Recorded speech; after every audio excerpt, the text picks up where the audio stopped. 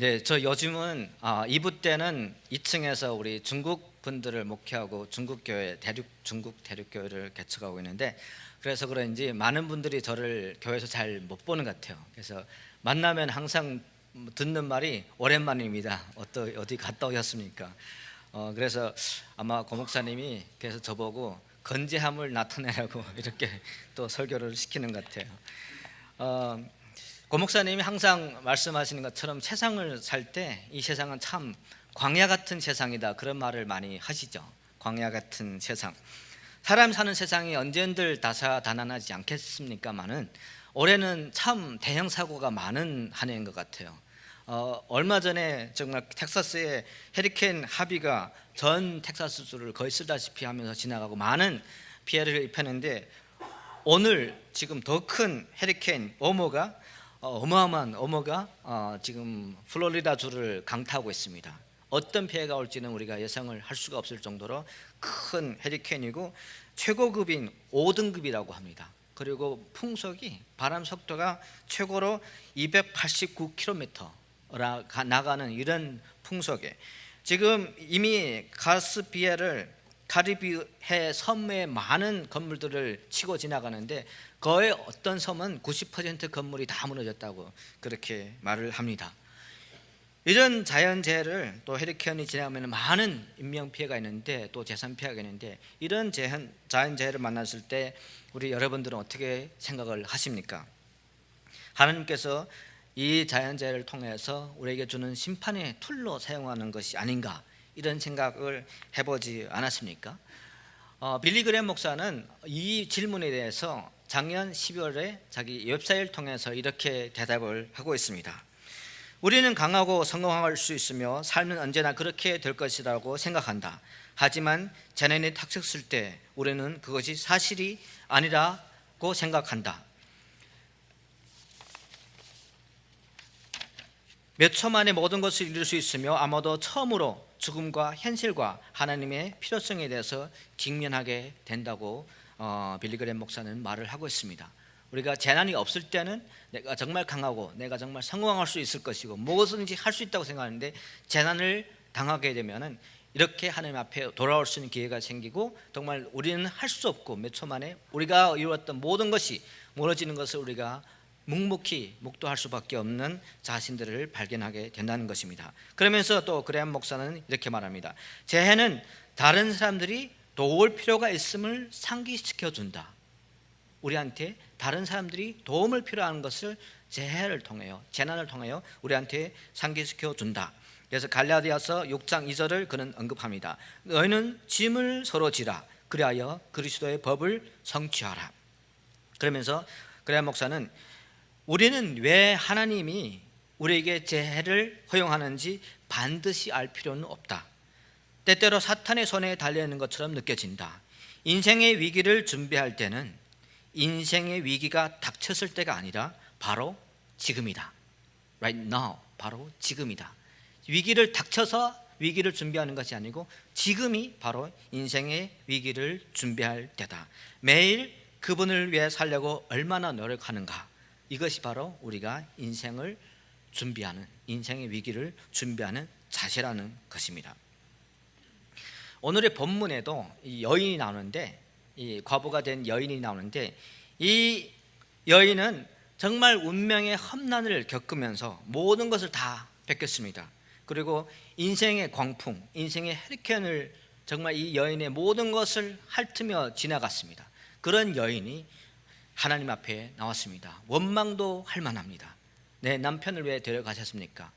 여인도 그렇게 고백하지 않습니까? 내 남편은 정말 하나님을 경유하는 자입니다. 당신도 아십니다. 당신이 나의 남편이 선생이기 때문에, 정말 교수이기 때문에 엘리사가 그때 선지 동산을 운영하고 계셨으니까 당신도 아십니다. 그런 남편이 자기 와이프한테 이런 평가를 받기가 쉽지 않습니다. 저도 목사이지만 와이프가 당신 정말 영적인 사람이고 하나님을 경외하는 사람이다, 이런 평가를 받아본 지가 오래됐습니다. 살다 보면은 많은 것을 알게 되잖아요. 그렇지 못함을 많이 알게 되잖아요. 그렇지만 일생을 살면서 이 여인은, 남편은 참으로 하나님을 경외하는 자입니다. 그런 사람인데 왜 죽게 되었습니까?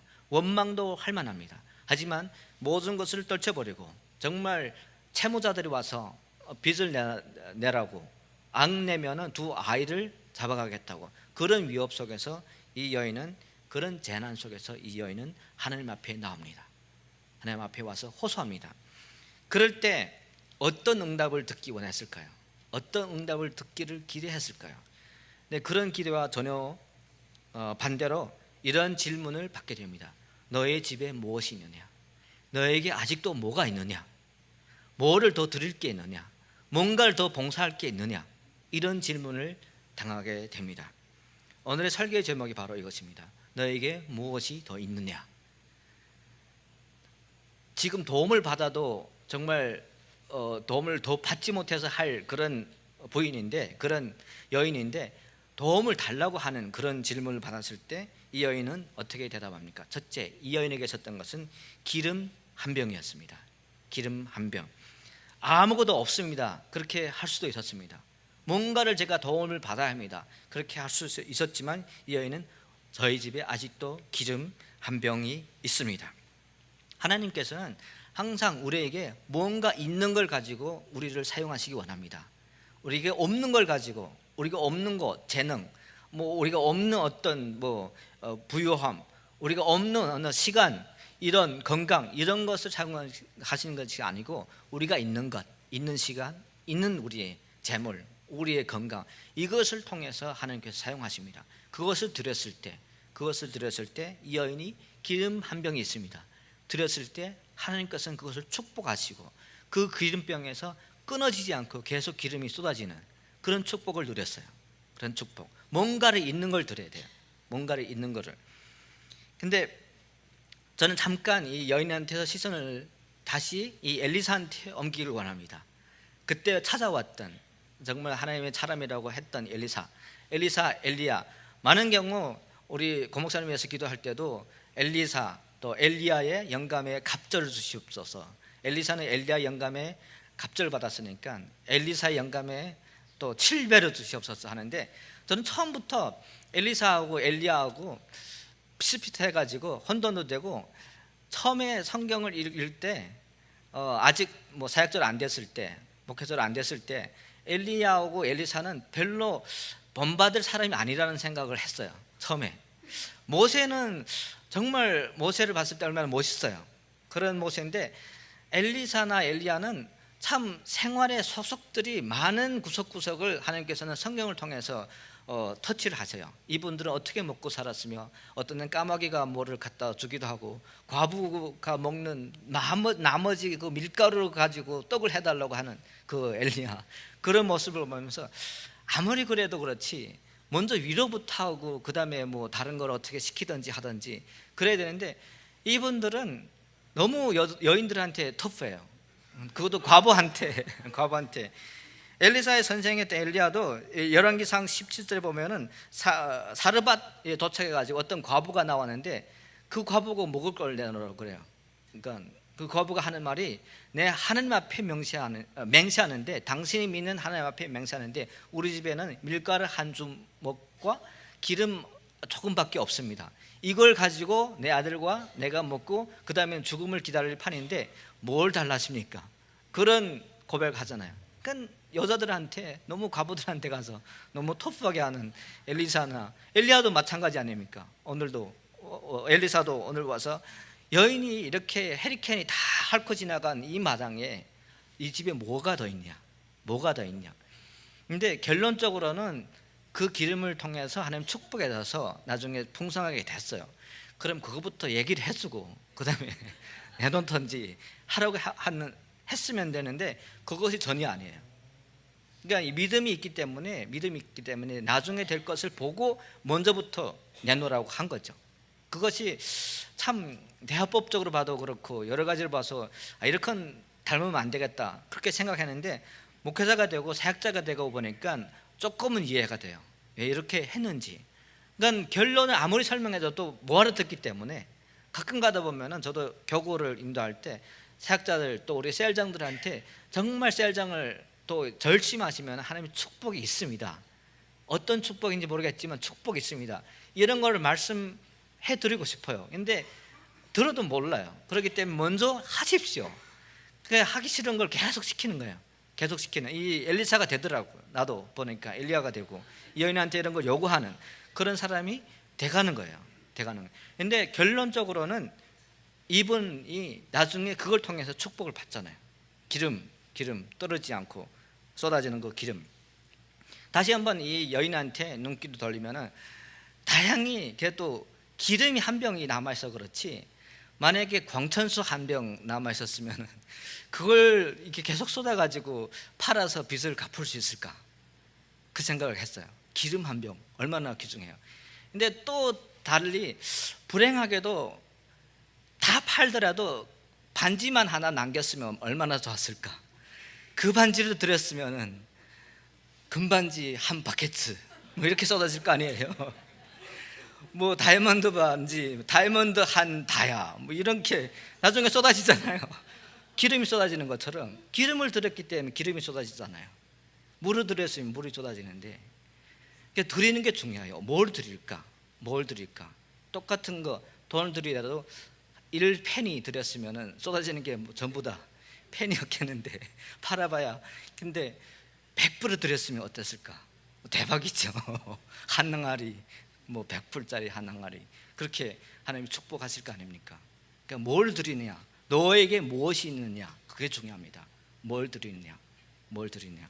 저도 사실은 사역을 시작하면서 그때 결혼하고 처음에 사역했던 것을 어느 정도 정리하고 그 다음에 목회 사역을 시작하고 그 다음에 목회 사역에 더불어 중국에 있을 때 문서 사역을 시작하려고 작심하고 했는데 하나님 부족한 게 많이 있습니다. 제일 먼저 필요한 게 프린터였어요. 레저젯 프린터였는데 그때만 해도 금방 나와가지고, 이 레저로 하는 그 프린터가 금방 나와가지고 비쌌어요. 3,000원 정도 했었습니다. HP2 뭐 이런 3,000불 정도 했었는데 3,000원, 중국돈 3,000원, 미국돈 한 지금 한 500불 정도.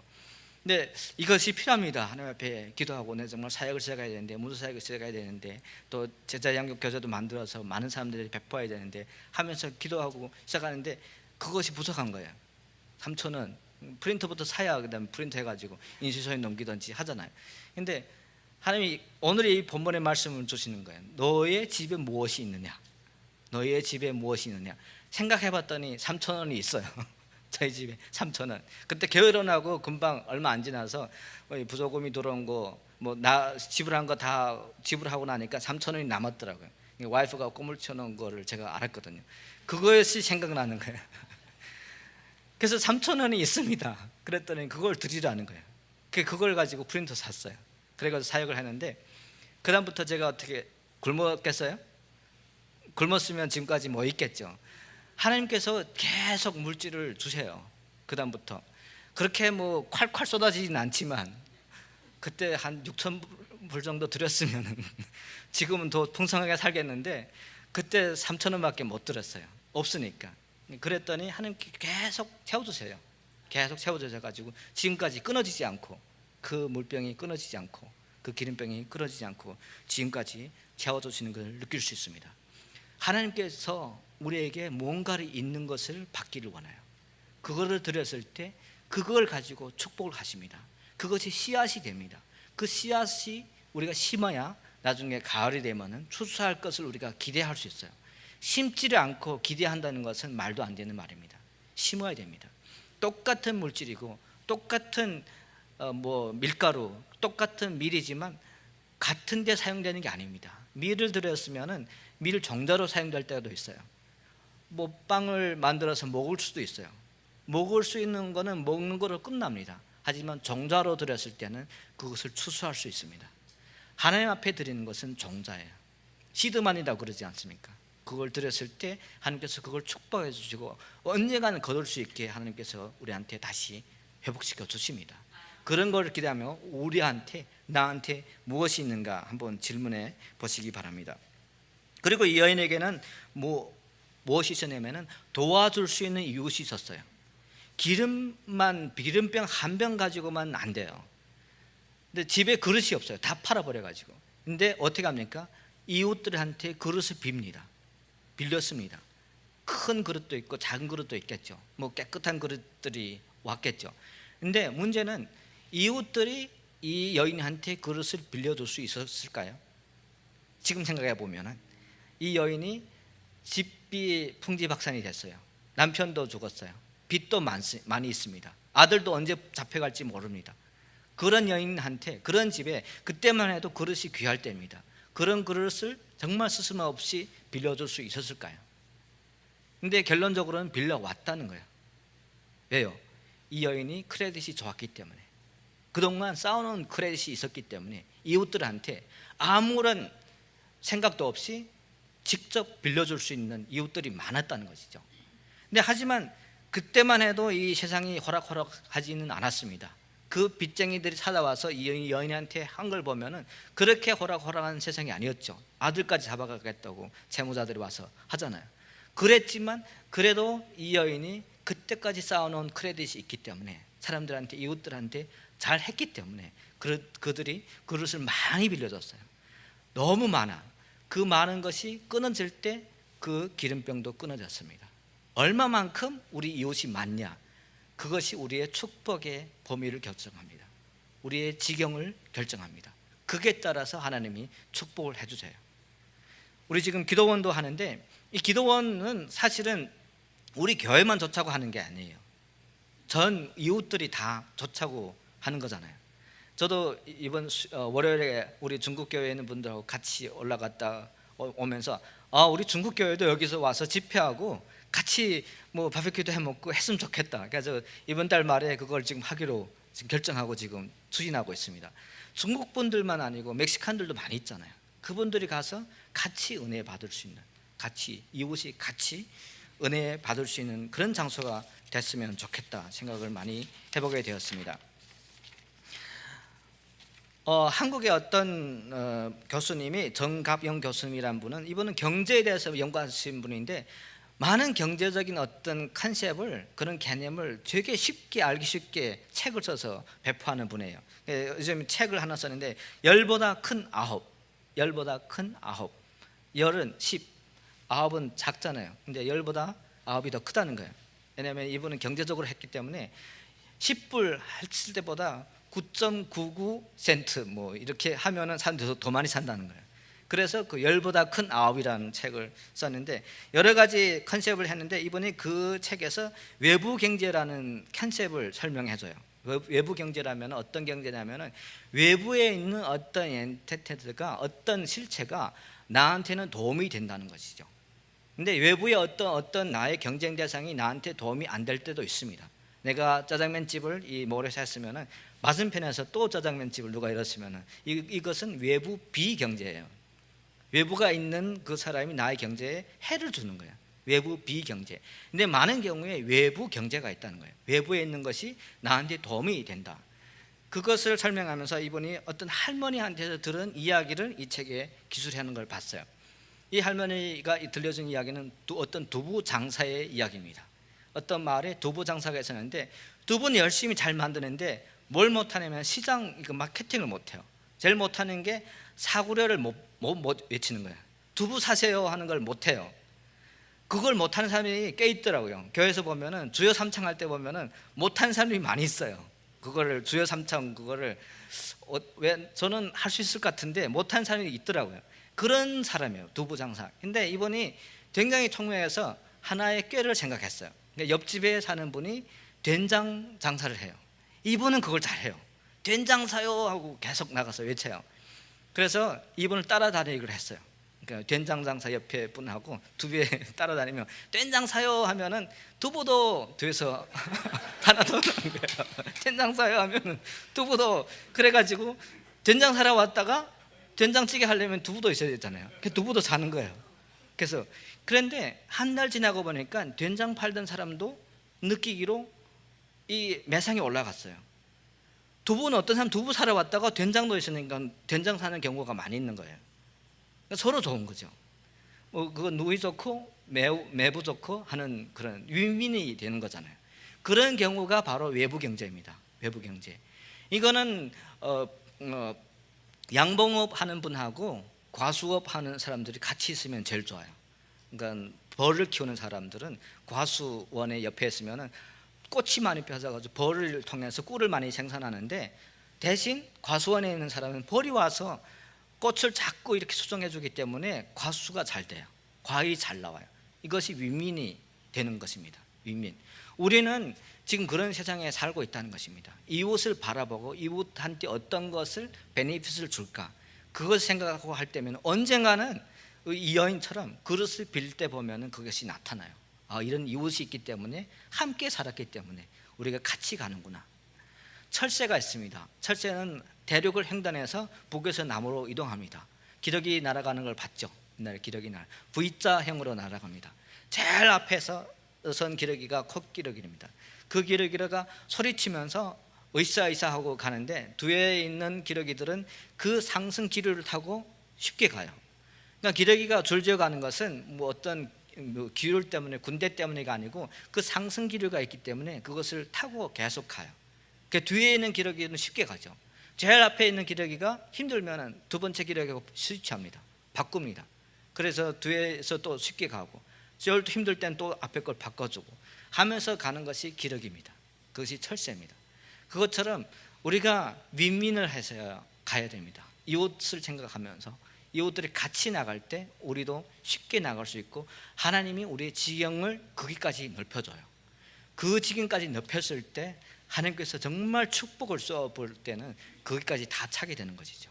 그것이 우리한테 돌아오게 됩니다. 그런 축복도 정말 나한테 이웃이 있는지 우리가 셀리드를 하지만 정말 이 여인도 셀리드를 참 잘했을 것 같아요. 몇 세대를 이렇게 했었던 것 같아요. 1기, 2기 해가지고 전부 보니까 그 동네가 자기 셀원들이에요. 그러니까 가서 빌릴 때 아무 생각도 없이 이 사람들이 빌려주잖아요. 언제 갚을지, 이자가 뭔지 그것도 생각 안 하고 빌려줘요. 언젠가는 이분은 꼭 갚을 사람이다, 크레딧이 있기 때문에 그렇게 빌려준다는 것이죠. 그러니까 우리가 아무 생각도 없이 셀장 하는 것 같지만 그것이 우리의 지경을 넓혀주고 우리의 이웃을 만들어가고 정말 하나님이 주시는 축복의 지경을 넓혀가는 그런 순간들이었다는 것입니다. 그리고 이 여인한테 남아있는 것이 또 하나 있었습니다. 첫 번째는 기름 한 병, 두 번째는 이웃들, 세 번째는 삶의 의미였습니다. 7절에 보면은 그 여인이 하나님 사람에게 나아가서 구한데 저가 가로되 너는 가서 기름을 팔아 빚을 갚고 남은 것으로 너와 네 두 아들이 생활하라 하였더라. 두 아이들이 생활하라 하였더라. 처음에는 아이들이 팔려갈 것처럼 생각했어요. 하지만 이 아이들이 그릇도 빌려주고 도와주면서 뭔가를 일을 했어요. 그리고 나중에는 다 팔아서 빚도 갚고 이 아이들과 함께 살 수 있는 그런 삶의 어떤 경제적인 여력도 되어 있습니다. 살 수 있는 이유가 생기게 되었습니다. 살아가야 될 이유가 있었어요. 아이들이 있기 때문에. 여러분은 어떻게 생각합니까? 저는 가끔 비행기 타다가 보면은 이 비행기가 추락하면 어떻게 될까 그 생각을 잠깐이라도 하게 돼요. 어떤 데는 좀 불안정하고 그러면은, 그럼 제일 먼저 생각나는 사람들이 누굴까요? 와이프도 아니에요. 미안하게도 애들이 생각나요. 애들이 어떻게 될까? 가끔 가다 보면 나중에는 이 두 아이가 나의 어떤 삶의 이유가 되는 것 같아요. 제일 나중에 끝에 가서는 하나님 일을 하다 보면은 다른 사람도 충분히 할 수 있어요. 저보다 더 잘할 수 있어요. 내가 없다고 해서 하나님 나라에 아무런 지장이 없어요. 이 교회도 아무런 지장이 없어요. 하지만 이 아이들은 아니라는 거죠. 아버지가 없어지잖아요. 그렇기 때문에 나의 삶의 이유가 되는 거예요. 이 여인도 마찬가지입니다. 살아갈 수 있는 여인, 멀리 보면은 하나님 나라, 또 영원한 나라, 그 나라 이 여인도 바라보고 삽니다. 또 남편도 그것을 바라보고 살았고 하나님을 경외했기 때문에 이 여인도 따라서 경외하고 정말 그것이 소중하다는 걸 알아요. 하지만 이 세상에 살 때도 삶의 이유가 있어야 된다는 것입니다. 이 세상에 살 때도 의미가 있게 살아야 된다는 것입니다. 제일 큰 형벌이 이 사람한테, 죄수한테 제일 큰 형벌이 뭔지 아십니까? 다른 게 아니고 삶을 의미 없게 만드는 것이 제일 큰 형벌이에요. 아무리 감옥에 갇혀서 해도 어떤 소망이 있고 언젠가 나올 수 있다는 그런 소망, 그런 의미가 있어요. 하지만 그것을 뺏어버리면 이 사람은 제일 불행한 사람이 되고 맙니다. 그리스 고대 그리스 신화에 한 인물이 있는데 그 인물이 이름은 시시포스라는 인물이에요. 시시포스라는 고대 신화의 인물인데 한 옛날에 어떤 왕이었습니다. 코린토스 시를 건설했던 어떤 왕이었습니다. 근데 이 왕이 어떤 죄를 저질렀는지 모르겠지만 그 더 큰 신한테서 그런 형벌을 받았어요. 그 형벌이 뭐냐면은 큰 돌을 산 위 꼭대기까지 굴러 올라가는 거예요. 여기 그림에 보이지만 저 그림을 많이 보셨죠? 시시포스라는 사람이에요. 근데 저걸 산 꼭대기까지 올라가면은 꼭 일어나는 일이 다시 굴러 떨어져요. 밑에까지. 그거 그렇게 돼 있습니다. 산 꼭대기에 있을 수가 없어요. 그러면은 또 내려가서 그것을 굴려서 또 산 꼭대기에 올려놓아요. 그러면 또 어떻게 돼요? 굴러 넘어지죠. 땅에 떨어지죠. 그런 것을 계속 반복하는 것이죠. 의미가 없는 것입니다. 의미가 없는 삶을 살도록 만들어 놓는 것이 제일 큰 형벌이에요. 우리한테. 그래서 이걸 누군가가 감옥에서 죄수들한테 이걸 시켜봤대요. 그 돌은 할 수 없으니까 어떤 일을 시키냐면은 오전에는 땅을 파고 오후에는 가서 그 팠던 땅을 다시 메꾸는 거예요. 또 다음 날에 일어나서 또 땅을 파고 오후에는 또 땅을 다시 메꾸고. 그러니까 얼마 못 가서 사람 다 미치더래요. 그걸 견디질 못하는 거죠. 다른 어떤 형벌보다 제일 큰 형벌이 삶의 의미를 뺏어가는 거예요. 삶의 의미를 없애버리는 거죠. 삶의 의미가 있으면 우리는 살 수 있습니다. 유태계 심리학자인 피터 프랭크 박사라는 분이 있습니다. 이분은 죽음의 수용소에서라는 책을 저술했어요. 한국어로도 번역이 되어 있습니다. 이 책은 사실은 원래 이름이 The Man's Searching for Meaning이라는 뜻입니다. 미닝을 찾아가는 사람은 의미가 있어야 된다. 의미를 찾아가는 사람. 근데 이 책은 수용소에 관한 것이지만 한국 번역에는 조금 너무 직역을 하고 너무 이역을 해서 수용소라는 개념이 되는데 이분은 사실은 수용소에 있었어요. 유대인으로서 2차 세계대전 때 아우슈비츠 수용소는 제일 참혹한 수용소에 3년 감금되어 있었습니다. 그러면서 자기의 모든 친척들 다 거기서 잃었어요. 혼자 살아남았습니다. 그러면서 수용소에서 나와서 9일 만에 이 책을 썼어요. 단숨에 이 책을 썼어요. 그렇게 두꺼운 책도 아닙니다. 기회가 있으면 이 책 보세요. 수용소에 관한 이야기가 아닙니다. 이분은 미닝을 찾기 위해서 이 책을 썼어요. 그리고 이 수용소에서 이분은 그 미닝을 찾은 거예요. 의미를 찾은 거죠. 제일 먼저 찾았던 것이 수용소에 들어가니까 다른 걸 다 빼앗아 가더래요. 안경 남겨주고 벨트 하나 남겨줬는데 나중에 그 안경, 벨트 나중에는 빵하고 바꿔 먹었어요. 남은 게 아무것도 없어요. 그런 상황에서 깨달은 것이 나에게는 아직 자유가 하나 있다. 어떤 자유냐면은 나의 삶을 의미 있게 살 수 있는 선택을 내가 할 수 있다. 많은 사람들은 나는 삶을 이전 포기했다, 의미 없게 살겠다고 선택을 했어요. 근데 이분은 나는 이 감옥에서도 이 수용소에서도 의미 있게 살겠다, 그것을 선택했어요. 그렇게 되고 보니까 이분은 워낙 심리학자니까 너무 많은 케이스가 보이는 거예요. 내 눈에. 또 본인도 본인의 연구 대상이 된 거예요. 내가 이런 트라우마에 빠졌을 때는 이렇게 생각을 하는구나. 옛날에는 못 해봤는데 이런 생각도 되는구나. 조금씩 습관되니까 이것도 견딜만 하구나. 이런 것도 느껴진다는 거예요. 그리고 많은 연구 대상들이 있잖아요. 어떤 때는 우리 성탄절 때는 우리가 석방된다, 이 생각이 들어왔을 때, 이 소문이 들어왔을 때 거의 한 달 동안 앓는 사람도 없었대요. 그 수용소 안에. 그리고 이 간수 들어가도 굉장히 관계 좋게 지냈대요.